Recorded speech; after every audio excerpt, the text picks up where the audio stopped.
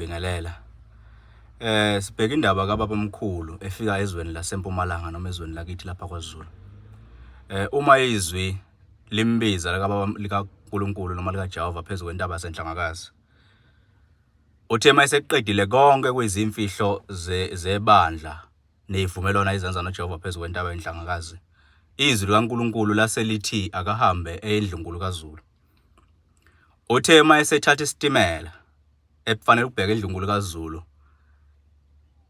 Wahlangatshezwa ingelosi yaseMampondweni eyamthatha yamsa kulela lizwe eliseza kulomuzi okuthiwa kuse foundation. Kodwa wasebuya yabuya ehla mayesesuka lapho ezama ukuya eNdlunkulu kaZulu. Uthe mayesendleleni elapha ngasezweni lakwaNzunza ezosondela kwelabakhwanazi kwadlangezwa. Ubaba Mkhulu wezwa emkhathini kuhlabelela izwi lamadoda ethi namuhla kunamuhle ge amanye ethi sidedele singene simkhonzo uJehova. Wayeseyahamba ke eya kulelizwe labakhwanazi. Uma efika kulelizwe labakhwanazi ufica amadoda kwamjado.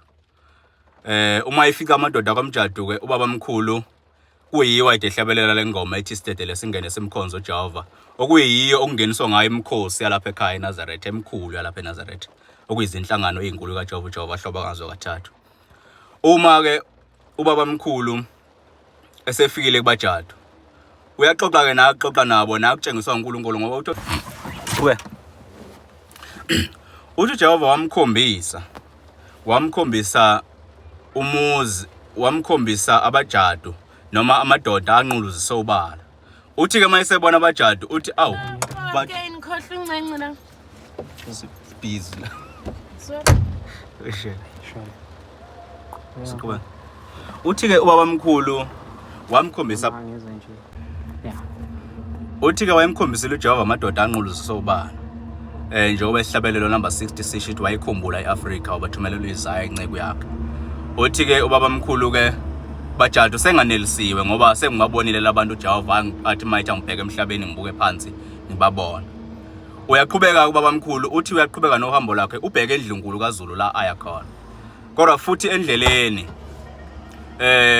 engakafika eNdlunkulu kaZulu uthe mayesezweni labakhwanazi wafika ubaba Mkhulu ehamba khona wezokuhlabelela futhi uzokuhlabelela kwamadoda ehlabelela ethi bheka uZulu sinele usimakade akuthi thuthu. Wathi mayefika kulelizwe labakhwanazi wasakha umuzi kaNkulunkulu othi ugama lawo kwabheka uZulu. Kodwa inhliziyo yakhe ithi namanje ingelosi yakwaZulu ayikakangihlangabezi.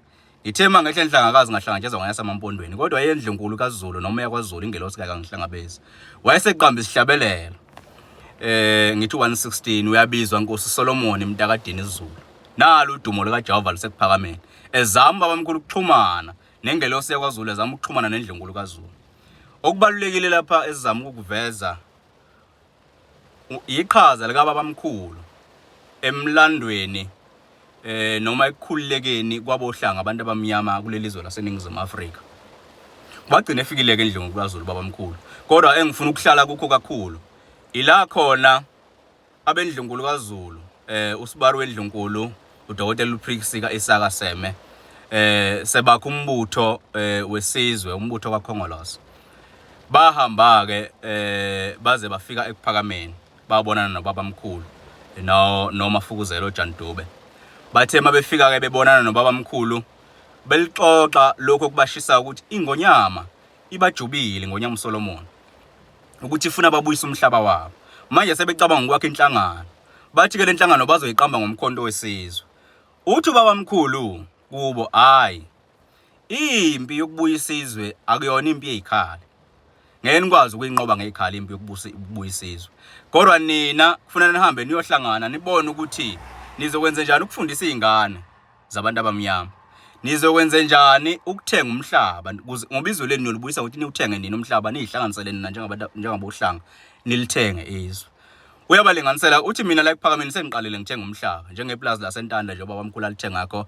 Wathi mayifike emakhosini afike abeke umuzi kaNkulunkulu amakhosi mayemnika indawo abeke umuzi kaNkulunkulu. Ngalowo ndlela wayeseqalile ubaba Mkhulu umkhankaso ukulibuyisa izwe kwabohlanga noma ezandleni zabantu abamnyama. Uthi ke abahambe enye into ofuna ebalekile ukuthi bakhe ifund isikhwama kusuka ngo1912 ke ngesihlathi sebehlangana ke eBloemfontein la bahlangana khona basebewushintsha kumbutho ko Native African National Congress. Kwakufuneka bakhe isikhwama sizokuthiwa basakhaka saze sabuye saphelela lapha ngoba ethi uShembe kunezikhathi enzima ezakho kulelizwe lakithi la khona kuyofika isikhathi la khona belungu besiphula impande ezomnotho bese lisala izwe lilambile lisala izwe lidingile lingenalutho ngaleso sikhathi ke izikhwama enjengaleso ziyodingeka. Kunengoma ngithi 174 ethi kuphakama welidili lazo zonke izizwe umthombo wabemleyo bophuza benele kuwe. Le ngoma babamkhulu wayekhuluma ngaleso sikhathi esiyofika la khona izwe liyobe selilambile. Uthi inkosi yamaNazaretha ekhona ehlele ehlalweni uNyazi isezweni yolamula umbango omdala wamabutho yohlambulula amabutho ngithi ngokwami unobukhosi basemangangeni nobukhosi bakwaGcwabe. Lutho uNyazi uma amadoda phakathi kwamabutho kuqhamukisele sebeyahlukana bayabaleka. Lutho kuNyazi kube benazi ngaba nilibalekile leliselesele ngoba kuze isikhathi la khona nizolibamba nilose iselesele nilidle isikhathi esikhulu sendlala emhlabeni. Lokho kufakazela ukuthi ke ubabamkhulu njengoba wayeshila ukuthi abohlanga abafundisa izingane zabo abohlanga abayilungiselele ukuze bezokwazi umthandazo wokuvuka. Uthi noma libalele lima ngoba awusazi isikhathi uNkulunkulu azonisa izulu ngaso noma liyana lima ngoba awusazi isikhathi uNkulunkulu azonisa izulu ngaso. Wayetshala kubantu abamnyama ababephendukile bakholwa kuphakameni noma benganazarethe umoya wokuyisebenza bona bengathembeli kubelungu ngoba khona isikhathi esizayo la khona abelungu bezoyisiphula khona impande zomnotho. Manje kubalekile ukubuka ukuthi ubabamkhulu umqalo wendlela izinto azenza ziyumnikelo ongakanani kwabamnyama noma kwabohlanga kubantu abamnyama ziyumnikelo omkhulu kangakanani kubantu abamnyama zingasisa kanjani sizosakithi phambili. Thina njengamanje sizukulwane esikhona samaNazaretha noma seyingane zamaNazaretha esifundakho esingama graduate esiyini ekufundeni kwethu iliphi iqhaza selibambile iyiphi indima esizama ukuyilima siyikhathule ukwelekelela uShembe kulezi zinto ukuthi umuntu omnyama kayimelekele keqe angadependeli kubelungu angacele kubelungu. Lukhulumile kuNyazi kaningi luyakhuluma namuhla lukhuluma into olukhuluma ngoba lubhombela libuyile olwalufuna ukufeza lwagcina lingaqedanga ukufeza. Ngeke sikhulumeke ngokuthi ubabamkhulu wahamba kanjani nalowo mlando okhamba kwakhe kodwa esifuna ukuveza ukuthi umsebenzi ubabamkhulu awusebenzayo esizweni esimnyama mkhulu kangakanani. Sikiyeke ukuthi namhla abohlanga kuzo zonke izinkalo bathe mabevuka njengayo Mafukuzela. uMafukuzela wagcina esengenwa umoya womona nobabamkhulu kwakumngani wakhe kumhlobo omkhulu kababamkhulu kodwa wagcina usumngena umoya womona ukumdlela umonti lo muntu ngoba kafundile. Mafukuzela wahamba ufunda phesheya eMelika. Bahlangana kanjani ubabamkhulu noMafukuzela ikuphi lapho badibana khona? Ubabambombela wayesuka yedwa le ntabazo. Mafukuzela umthole esemtholaphi ngoba siyathola lathi uMafukuzela impela beyindoda ezona khona wamkhulu ezintweni zonke bekuthi meqhamuka ezinye izincwadi uMafukuzela mase yamchaza ukuthi lokhu kudinga lokhu nalokhu ngoba wayifunde kakhulu kodwa bahlangana lapho bahlangana khona ikuphi lapho bahlangana khona? Ubabamkhulu noMafukuzela bahlanganiswa usizi uJandube lwalumphethe. uJandube wayigulelwa indodakazi yakhe. Indodakazi kaJandube usegibeza ubabamkhulu emotweni. Uthi ke uhambisa umntana wakhe kwaDokotela. Uma ihambisa le ndodakazi yakhe kwaDokotela, uShembe wabe seyibusisela amanzi yaphila wangabe safika na kwaDokotela uJandube la eyakhona.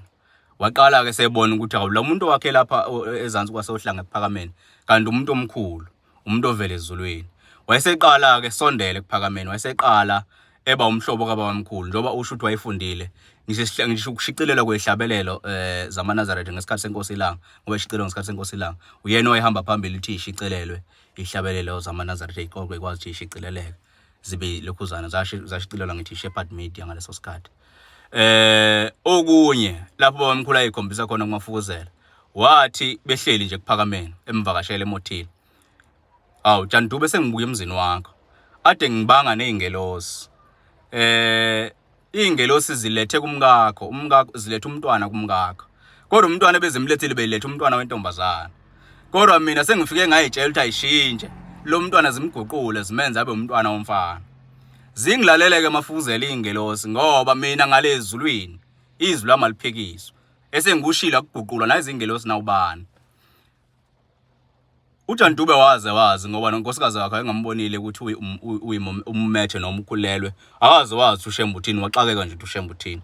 Kodwa kuthe uma isizalwa lengane, yazalwa lensizwa kaJantube empofu enhle sengathi umuntu wesifazana, kodwa umuntu wesilisa. Walibona izwi likaBabamkhulu lifezeka, wasebona ukuthi uShembe lona waseqhubeka embona. Kodwa kuhambe isikhathi la khona ebona ukuthi lento kaShembe akwazi ungaba nomuntu omnyama oyimission. Akwazi ukuba ngomuntu omnyama wakhe inkolo. Anti bona babesenkolweni lezi mission, ngithi wayese American board mangaphosisi. Babesenkolweni yemission. Akwazi ungana nomuntu omnyama akhe inkolo. Akwazi ukuthi uShembe kule minyaka emincane kangaka efikile kuleli izwe laKwaZulu noma efikile kuleli izwe laKwaZulu usengabe enza izinto eziningi kangaka. Ehamba uBabamkhulu emhlabeni wayese ewathengile amaplazi awu58. Ayisekhona evele khona engaphansi kwesandla sakhe uBabamkhulu.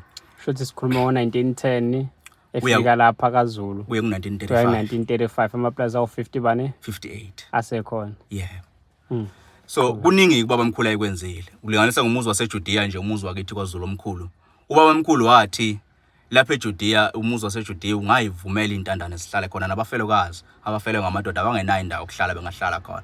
Bayebekuzeka abantu ukuthi uShembe selokhu afika wenzani kulelizwe. Ukubantshontshela nje kancane njengoba kade ngiquote le ngoma ethi kuphakama welidini. uShembe njengoba advisor ama leaders kaANC ukuthi awakhe ifund. uBabamkhulu yena wasaka leso sikhwama. Sisekhona ke namuhla kodwa ngeke sikhulume ukuthi sikhona kuphi. Kodwa sisekhona leso sikhwama uBabamkhulu wasaka. Ukuthi ngiyikhathe inzima eyisondelako uma uthi uyabuka ngendlela amazwe omhlaba alwa ngayo axabana ngalo, kulwa izwe laKwaIsrael nelasePalestine amaFilisti, kulwa izwe laseRussia lilo nalase-Ukraine. Lokho kusho ukuthi ngempela uBabamkhulu akusho ukuthi kuzofika isikhathi sempi yesithathu yomhlaba iyasondela. Abohlanga ke kufuneka ngabe isikhathi esinjalo ngoba wathi emveni kwalapho izwe liyoba yiKenani, liyoba izwe lothi nobisi. Kufanele ngabe sesiyilungiselela, kufanele ngabe sesiyafunda, kufanele ngabe ukufunda senze isiqiniseko sithi sakho ngisho ama corporations njengabantu njengeingane zamaNazaretha senzele ukuthi lesi sikhathi uma sifika sifike siready. Asisho ukuthi amaNazaretha awangene kupolitiki, kodwa kufanele amaNazaretha ngabe ayayifunda ipolitical science ema-university. Ngoba wathi uBabamkhulu ngaleso sikhathi emveni kwalapho izwe liyophathwa ngamaNazaretha. Siready yini ukuphatha izwe? Siready yini ukuthi phakathi kwethu kuvele omengameli, kuvele ominister, ongqongqoshe na? Thina siyilungiselela yini ngoba uShembe walungisa. Unyazo lwezulu lufikile nalo njengoba uBabamkhulu esikhathini esincane nje kule minyaka engevile eminyakeni edlula kancane eminyakeni eyishumi likhona phakathi kwethu. Kodwa izinto selizenzile phakathi kwethu zinkulu kakhulu, ziyamangalisa. Ade lwakhe finishing school lapha ezansi kwasebuhleni. Ziningi izinto unyazo oluzenzayo njengoba uBabamkhulu ukuthi amaNazaretha wayimele gelekeqe senzani thina ngoba umbuzo obalulekile ukuthi njengabohlanga ke thina njengamalunga ebandla njengentsha yamaNazaretha yini esiyenzako.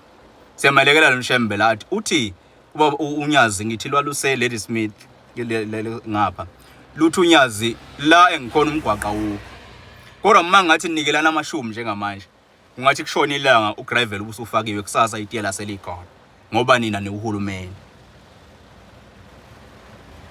So ke lokho ke okufanele njengentsha sibuke izinto uShembe azenza. Singagcini ngokubuka kuphela imisebenzi yobungcwele neyobunkulunkulu uShembe ayenza phakathi komhlaba.